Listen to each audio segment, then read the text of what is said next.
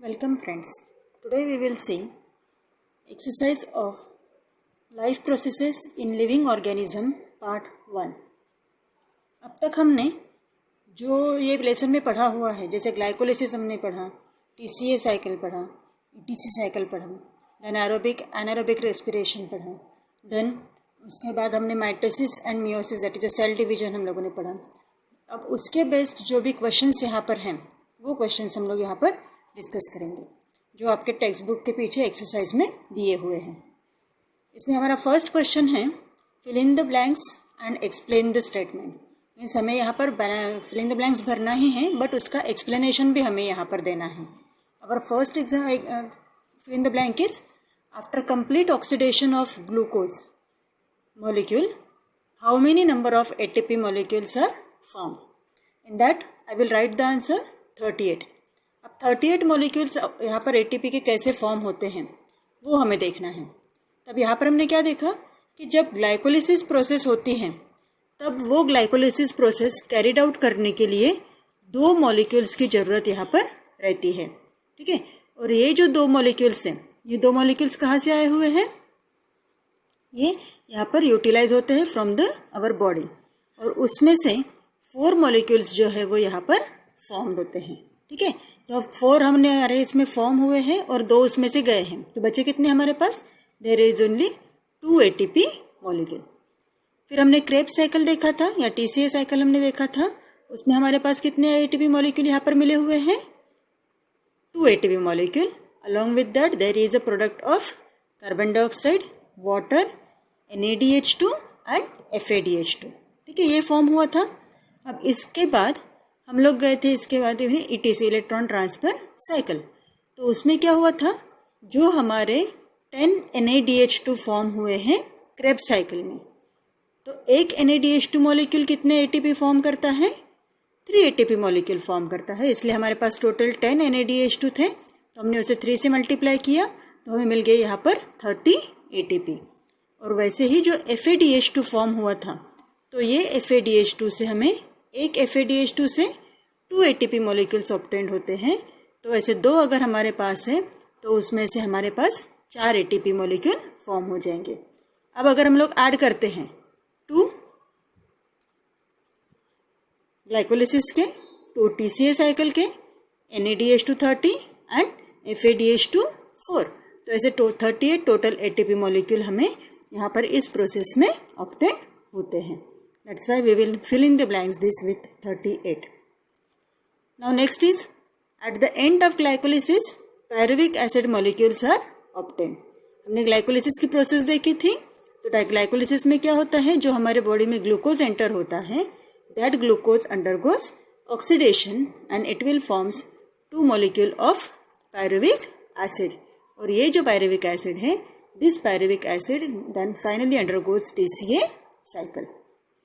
The next one is the genetic recombination occurs in packaging phase of meiosis 1. अब इस phase में क्या होता है? Genetic recombination. हम लोगों ने देखा था कि जो क्रोमोसोम, जैसे आपको वीडियो में दिखाया था लास्ट वीडियो में, जो कलर है अगर ग्रीन था तो पूरा ग्रीन से कन्वर्ट होकर उसमें थोड़ा सा पार्ट जो थे वो पर्पल क्रोमोसोम का आया हुआ था. तो ये जो कलर चेंज वहाँ पर हुआ था, that will shows the genetic recombination. और ये कौन से फेज में होता है? पैक्टिन फेज जो होती है मियोसिस 1 की, उसमें ये होता है. और टोटल 5 स्टेजेस यहाँ पर हैं: लेप्टोटिन, पैकिटिन, डिप्लोटिन, ज़ाइगोटिन एंड डायकेनेसिस. उसमें से पैकिटिन जो सेल है उसमें जेनेटिक रिकॉम्बिनेशन क्रोमोसोम्स का होता है. Then next is all chromosomes are arranged parallel to equatorial plane of a cell in metaphase of meiosis. Mitosis. Mitosis के कौन से इसमें इक्वेटोरियल प्लेन में आ जाते हैं पूरे क्रोमोसोम्स? तो जो हमारा मेटाफेज होता है उसमें ये पूरे क्रोमोसोम्स एक इक्वेटोरियल प्लेन पे सेटल हो जाते हैं. और क्यों ऐसे होते हैं? क्योंकि उसमें formation of a spindle fibre, जो प्रोटीन मटेरियल होता है, स्पिंडल फाइबर जिसको हम लोग बोलते हैं, वो स्पिंडल फाइबर उस क्रोमोसोम को डिवाइड करता है जो हमारे मेटाफेज में हमें ऑब्टेन होता है. Then next one is for formation of plasma membrane phospholipid molecules are necessary. ठीक है, प्लाज्मा मेम्ब्रेन का जो हमने देखा था फैट्स, प्रोटीन्स एंड कार्बोहाइड्रेट्स का डिस्ट्रीब्यूशन, तो उसमें जो फॉस्फोलिपिड्स होते हैं these are responsible for the formation of plasma membrane. तो यहाँ पर क्या हुआ है, डाइजेशन में जो फैट्स है हमारे, that fats are converted into the fatty acids and glycerol, और वो जो फैटी एसिड्स हैं that are converted into the phospholipid which are responsible for the development of plasma membrane. Then our muscle cells perform which type of respiration during exercise? Exercise में क्या होता है कि हमारे बॉडी में जो भी यहाँ ये प्रेजेंट होता है, सेल्स जो होती है, that cells will undergoes an aerobic respiration. ठीक है, क्यों वैसे होता है? क्योंकि एरोबिक रेस्पिरेशन हमारे बॉडी में कैरिड आउट होता है, but when we are doing the exercise at that time oxygen requirement is more, ज़्यादा डिमांड वहाँ पर होती है ऑक्सीजन की, और इसलिए जो हमारी सेल्स की रिक्वायरमेंट है उसको फुलफिल करने के लिए हमें क्या करना होता है, दैट आवर बॉडी जो होती है वो एनारोबिक रेस्पिरेशन कैरिड आउट करके ऑक्सीजन की रिक्वायरमेंट जो कुछ भी है उसको वो फुलफिल करती है। These are the fill in the blanks with explanation. Then we will see the definitions. Definition में फर्स्ट डेफिनेशन क्या है हमारी? Nutrition. Nutrition is the science that interprets the nutrients and other substances in food in relation to maintenance, growth, reproduction, health and disease of an organism. आप अगर देखते हो कि जो भी फिल्म एक्टर्स होते हैं उनका एक न्यूट्रिशन या डाइट चार्ट होता है। क्यों ऐसा करते हैं वो लोग? क्योंकि उनको अगर मेंटेन रहना है, अगर हमारे बॉडी का हमें पूरा जो मेटाबॉलिज्म है वो अगर हमें अच्छे से रखना है तो उस कंडीशन में कौन से फैट्स कितने लगने वाले हैं, कार्बोहाइड्रेट्स कितने लगने वाले हैं, प्रोटीन्स कैसे होते हैं, उसके अकॉर्डिंगली कौन सा फूड मटेरियल हमने यूज़ करना चाहिए। तो ये जो कुछ भी स्टडी है, ये जो कुछ भी साइंस है, उसको हम लोग क्या बोलते हैं? न्यूट्रिशन। और न्यूट्रिएंट्स क्या हो गए? जो सब्सटेंस होते हैं like carbohydrate, protein, lipids, vitamins, mineral etcetera are the components of a food are called nutrients. Then proteins, micromolecules of amino acid. जब अमीनो एसिड एक दूसरे के साथ कंबाइन होकर जो माइक्रोमोलिक्यूल यहाँ पर तैयार होता है, जो बड़ा वाला मॉलिक्यूल तैयार होता है, उसको हम लोग कहते हैं protein. Cellular respiration. Cellular respiration हमने इसके पहले भी वीडियो में देखा हुआ है। Oxidation of glucose and other food components which takes place in the cell in presence और absence of oxygen is called cellular respiration. और सेल्यूलर रेस्पिरेशन के हमने दो टाइप्स देखे हुए थे, aerobic respiration and anaerobic respiration. अब यहाँ पर आप लोग देखोगे next one is our aerobic respiration. अब एरोबिक रेस्पिरेशन क्या है? Cellular respiration takes place in presence of oxygen is called aerobic respiration. Glycolysis, the process occurring in the cell where a molecule of glucose is oxidized step by step, क्योंकि ये जो glycolysis की process है that will carried out by 8 steps। ठीक है, 8 steps में वो convert होती है। हमारे इसमें इतना डिटेल में दिया नहीं है, इसलिए हमने सिंपली क्या लिखा हुआ है वहाँ पर? Oxidise step by step forming 2 molecules of pyruvic acid ATP, NADH2 and water it's called glycolysis. अगर आपको यहाँ पर एक्सप्लेन करके पूछते हैं एक्सप्लेन ग्लाइकोलिसिस, तो उसमें आपको ये डेफिनेशन देनी पड़ेगी। उसमें कहाँ पर ये होता है, जैसे ग्लाइकोलिसिस हम लोग देते हैं, it is carried out in the nucleus, ये लिखना पड़ेगा। उसके बाद उसकी रिएक्शन और उसका थोड़ा सा explanation that is required for the 2 marks. 2 marks के लिए उतना हमें लिखना जरूरी होता है। Okay, these are the definitions. Then differences आपके इसमें दिए हुए हैं। इसमें तो जो डिफरेंस है mitosis, meiosis, aerobic respiration, anaerobic respiration, ये आपको पूरे जो आपके वीडियो लेक्चर्स है उसमें आपको एक्सप्लेन किए हुए हैं। उसके बाद हम लोग देखते हैं give scientific reason. First scientific reason हमारा यहाँ पर है oxygen is necessary for complete oxidation of glucose.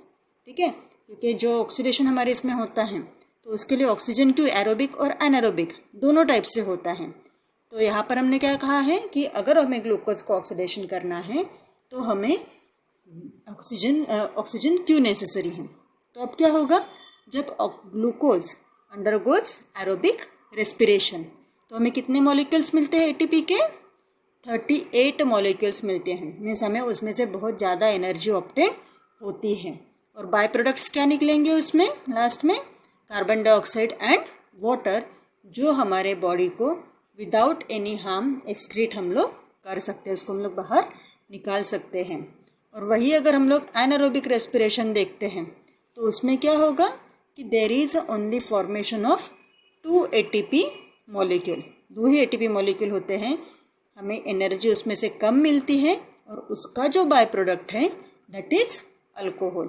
ठीक है, अल्कोहल उसका बाय प्रोडक्ट है और ये जो अल्कोहल है it will some time harmful to us. Therefore जो भी यहाँ पर ऑक्सीजन होता है that is necessary for complete oxidation of glucose. Then fibre are one of the important nutrients. अब फाइबर जो हमें मिलते हैं वो हमें फ्रूट्स वेजिटेबल्स से हमें फाइबर्स ऑब्टेन्ड होते हैं। और जैसे हम लोग देखते हैं कि जो फैट्स है that are converted into fatty acids, फिर एसिटिल कोएंजाइम में वो कन्वर्ट हो जाते हैं। तो इस तरीके से फाइबर्स का कोई कन्वर्शन हमारे इसमें नहीं होता है। बट ये जो फाइबर्स हैं these fibres are responsible for the excretion. जो भी वेस्ट मटेरियल या अनडाइजेस्टेड मटेरियल है, यूजलेस मटेरियल है, उसको हमारे बॉडी से बाहर निकालने के लिए ये फाइबर्स वर्क करते हैं। इसलिए ये फाइबर्स हमारे लिए इम्पोर्टेंट न्यूट्रिएंट्स हैं। और वैसे ही डाइजेशन ऑफ फूड के लिए भी ये अपना रोल प्ले करते हैं। Then cell division is one of the important property of cells and organism. अब सेल डिवीजन मीन्स क्या है, एक सेल से दूसरे सेल फॉर्म होना। अब इससे क्या होगा, हमने 2 इसमें देखे थे, माइटोसिस और मियोसिस, इस 2 टाइप्स हमने सेल डिवीजन के देखे थे। अगर आप माइटोसिस देखते हो तो उसमें सेल का ग्रोथ होता है और मियोसिस देखोगे तो वो रिप्रोडक्टिव सेल्स होते हैं, उसमें से एक सेल से उसके ऑफस्प्रिंग फॉर्म होते हैं। तो क्या होगा, सेल डिवीजन से हमें क्या मिलता है, growth and development of cell are possible only due to division. Thus restoration of emaciated cell, healing of wound, जो भी हमें लगा हुआ है वो ठीक होने के लिए हमारे इसमें सेल डिवीजन इम्पोर्टेंट है। Then cell division of reproductive cell produce offspring from parent cell which give rise to new generation. नया जनरेशन भी हमें मिलने के लिए ये सेल डिवीजन इम्पोर्टेंट होता है। ये हमने मियोसिस में देखा हुआ था। देन नेक्स्ट है, sometimes higher plants and animals to perform an aerobic respiration. अब क्या होता है कि यहाँ पर कुछ बड़े वाले प्लांट्स जो होते हैं, एनिमल्स होते हैं, उनके इसमें भी एनारोबिक रेस्पिरेशन होता है। क्यों होता है इसे, when there is a deficiency of oxygen in the surrounding. अगर आजू बाजू के इसमें से ऑक्सीजन अगर कम हो रहा है, in that case our body will give undergoes an aerobic respiration. क्यों, तो हमें जिंदा रहने के लिए जो ऑक्सीजन रिक्वायर्ड है, तो हमारी बॉडी उस तरीके से ऑक्सीजन अगर अवेलेबल नहीं है तो एनारोबिक रेस्पिरेशन से भी हमारे इसमें हमें एनर्जी ऑब्टेन हो सकती है। Krebs cycle is also known as a citric acid cycle. हम लोग क्रेब्स साइकिल देखेंगे कि जो ग्लाइकोलिसिस से हमारा पायरुविक एसिड आया हुआ है, that pyruvic acid is converted into the acetyl coenzyme A. और ये जो कोएंजाइम है that will firstly converted into the citric acid. ठीक है, साइट्रिक एसिड में कन्वर्ट होता है, इसलिए इस साइकिल को हम लोग साइट्रिक एसिड साइकिल भी बोलते हैं। और क्रेब नाम के साइंटिस्ट ने ये फाइंड आउट किया था, इसलिए इसको हम लोग क्रेब साइकिल भी बोलते हैं। Then our next question is answer in detail, explain the glycolysis in detail. Glycolysis हमने डिटेल में पढ़ा हुआ है वीडियो लेक्चर में, बट हमें उसको पॉइंट वाइज लिखने के लिए यहाँ पर ही दिया हुआ है। 1 molecule of glucose oxidized to form 2 molecules of pyruvic acid, ATP, NADH2 and water। ये जो प्रोसेस है that is called as glycolysis. कहाँ पर होती है, it occurs in the cytoplasm of the cell. कहाँ किस किस में होता है, एरोबिकली भी होता है, एनारोबिक रेस्पिरेशन में भी ये प्रोसेस होता है। देन उसको कैरिड आउट करने के लिए ATP के 2 मॉलिक्यूल्स यहाँ पर आपको लगते हैं। और प्रोड्यूस कितने होते हैं? 4 ATP मॉलिक्यूल इसमें प्रोड्यूस होते हैं। ड्यूरिंग एनारोबिक रेस्पिरेशन ग्लाइकोलिसिस का फर्मेंटेशन होगा and it is then incomplete oxidation of glucose, और ग्लाइकोलिसिस को हम लोग बोलते हैं EMP पाथवे। नेक्स्ट क्वेश्चन है हमारा, with the help of suitable diagram explain the mitosis in detail. तो ये आपको वीडियो लेक्चर 3 में पूरा दिया हुआ है, उसी से देखकर आपको उसको कॉपी में नोट डाउन करना है। देन मियोसिस के 5 पे मियोसिस के जो प्रोसेस होते हैं प्रोफेज 1, क्योंकि हमने देखा था मियोसिस में prophase 1, anaphase 1, metaphase 1 and telophase 1 ऐसे 4 स्टेप्स होते हैं एक इसमें। और मियोसिस 2 में फिर से prophase 2, metaphase 2, anaphase 2 and telophase 2 ऐसे फेजेस होते हैं। अब ये जो मियोसिस का प्रोफेज 1 है तो वो बहुत लेंदी प्रोसेस है, ये हमने आपस देखा था। अब हमें देखना है कि ये प्रोसेस क्या होता है, कौन कौन से स्टेप्स उसमें आते हैं। तो उसमें फर्स्ट है हमारा लेप्टोडिन। अब लेप्टोडिन में क्या होगा? Condensation of chromosomes starts and they become contact during leptotene. ठीक है, जो क्रोमोसोम्स हमारे थ्रेड स्ट्रक्चर लाइक में होते हैं, तो ये जो थ्रेड स्ट्रक्चर है ये क्या हो जाएंगे? कॉम्पैक्ट होना, कंडेंस होना स्टार्ट हो जाएंगे और वो हमें ज़्यादा विजिबल भी हो जाते हैं। Then next one is zygotene. अब जाइगोटिन क्या होगा? जो होमोलोगस क्रोमोसोम्स होते हैं वो अपना पेयरिंग स्टार्ट करते हैं। ठीक है, तो ये जो पेयरिंग स्टार्ट होता है उसको हम लोग क्या बोलते हैं? Synapsis. They hold chromosome in place, उसी जगह पर रखने के लिए भी स्नैप्सिस हमें इंपॉर्टेंट यहाँ पर होता है। और क्रोमेटिड हमारे आर्म जो हैं वो डिवाइड होते हैं and form a structure of bivalent thread. आप डायग्राम में देखोगे वहाँ पर 2 क्रोमोसोम्स हमें फॉर्म हुए दिखते हैं। After that there is a pachytene process. During pachytene crossing over of non sister chromatid of homologous chromosome takes place. Crossing over किसका हुआ है? नॉन सिस्टर मीन्स जो होमोलोगस नहीं है हमारे इसमें, वैसे जो नॉन सिस्टर क्रोमोसोम्स है उसका ट्रांसफॉर्मेशन यहाँ पर, क्रॉसिंग ओवर यहाँ पर होता है and because of that genetic characters will gets change. ठीक है, इसलिए हमने उसको क्या कहा हुआ है? जेनेटिक रिकॉम्बिनेशन कहा हुआ है, और इसी वजह से वो पेयर्ड बनकर फिर से उसका स्लाइडिंग क्रॉसिंग ओवर पॉसिबल हो पाता है। Then next one is diplotene. अब डिप्लोटिन में क्या होगा? During diplotene synaptomenal complex dissolve and the homologous chromosome of the bivalent separate except at the point of crossing over। जो हमारे इसमें अभी जेनेटिक रिकॉम्बिनेशन होने के बाद जो हमारे क्रोमोसोम्स बचे हुए हैं तो ये क्या हो गया? एक दूसरे से अलग होना वो स्टार्ट हो जाएंगे एंड ये जो हमारे इसमें उसके पहले से सिनेप्सिस प्रोसेस जो हुई थी वो भी कम होना स्टार्ट हो जाएगा, ताकि वो क्रोमोसोम्स जो है वो अलग अलग होना स्टार्ट हो जाएंगे। और ये दिखते कैसे है? फिर जैसे हमारा इंग्लिश लेटर होता है एक्स, उस तरीके से ये यहाँ पर हमें दिखता है और उसीलिए उसे कहा हुआ है chiasmata. Okay, then next one is diakinesis. अब डाइकाइनेसिस क्या है? प्रोफेज 1 की ये लास्ट स्टेप है और इसमें जो भी हमारे क्रोमोसोम्स यहाँ पर फॉर्म हुए, जो इसको हमने एक्स शेप में कहा हुआ था कियास्मेटा, तो ये जो कियास्मेटा है उनका पूरा टर्मिनेशन हो जाता है, स्पिंडल फाइबर्स फॉर्म होना स्टार्ट हो जाएगा और ये जो स्पिंडल फाइबर फॉर्म हुए उसके बाद वो जो नेक्स्ट स्टेप आती है उसमें ये स्पिंडल फाइबर्स उस क्रोमोसोम्स को अलग अलग करते हैं और इसमें जो हमारा न्यूक्लियस है वो न्यूक्लियस डिसअपियर होता है और न्यूक्लियर एनवलप जो होता है वो भी ब्रेक डाउन होकर कंप्लीट क्रोमोसोम्स जो है that will comes in the cytoplasm.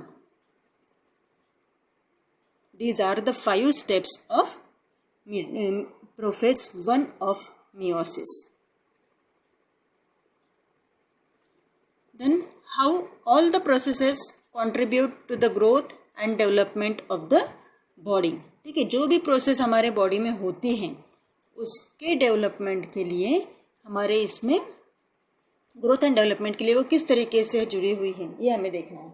अब हमारी बॉडी अगर हम लोग देखते हैं तो उसमें अलग अलग सिस्टम्स वर्क करते हैं, जैसे डाइजेस्टिव सिस्टम है, नर्वस सिस्टम है, सर्कुलेटरी सिस्टम है, रेस्पिरेटरी सिस्टम है, कुछ इंटरनल ऑर्गन्स हैं, एक्सटर्नल ऑर्गन्स हैं। इन सब में क्या होता है, वो सब अपना फंक्शन अलग अलग तरीके से करता है, बट उन सब में कोऑर्डिनेशन रहता है। अब सिंपल अगर हम लोग हमारा हाथ ऊपर उठाते या कोई अगर बेंच पर गिरी हुई किताब अगर हमें उठानी है तो हम लोग इजीली उसको उठा सकते हैं क्या? उठाते हैं, बट प्रोसेस क्या होती है, वो हमारा जो ब्रेन है वो मैसेज भेजता है कि हमें किस तरीके से वो किताब उठानी है। फिर हमारे मसल्स जो है, जो दो सर्कुलर सिस्टम से रिलेटेड हैं, वो हमें कहेगी कि हमें उसको उठाना है, उसमें मस्कुलर फोर्स हमें अप्लाई करना है। और मीन्स इस तरह में क्या हुआ, सर्कुलेटरी सिस्टम जो है वो, उसके बाद जो हमें हमारे ब्रेन ने मैसेज भेजा हुआ है उसमें नर्वस सिस्टम, इनका कोऑर्डिनेशन हो गया। अब जो सर्कुलेटरी सिस्टम हमने कहा था, तो हमारे इसमें पूरा ब्लड या एनर्जी सर्कुलेट हो रहा है, उसके लिए कौन रिस्पॉन्सिबल है? तो जो हमारा हार्ट है, जो रेस्पिरेशन कैरिड आउट करता है, that heart will send the energy to all the body parts. इसलिए रेस्पिरेटरी सिस्टम जो है हमारा, वो भी यहाँ पर इम्पोर्टेंट होगा। उसी तरीके से आप देखते हो कि अगर हमें हमारी बॉडी बहुत अच्छे से रखनी है तो उसके लिए हमें क्या करना पड़ेगा, एक्सक्रीशन भी उतना ही इम्पोर्टेंट है। तो एक्सक्रीटरी सिस्टम भी उसके लिए हमें हेल्प करती है। और पूरे बॉडी पर जो हमारा ब्रेन वहाँ पर कंट्रोल कर रहा है, that is the nervous system. और इसीलिए जो भी हमारे लाइफ प्रोसेसेस हैं उसमें उसका हमें यूज़ होता है for the growth and development of the body.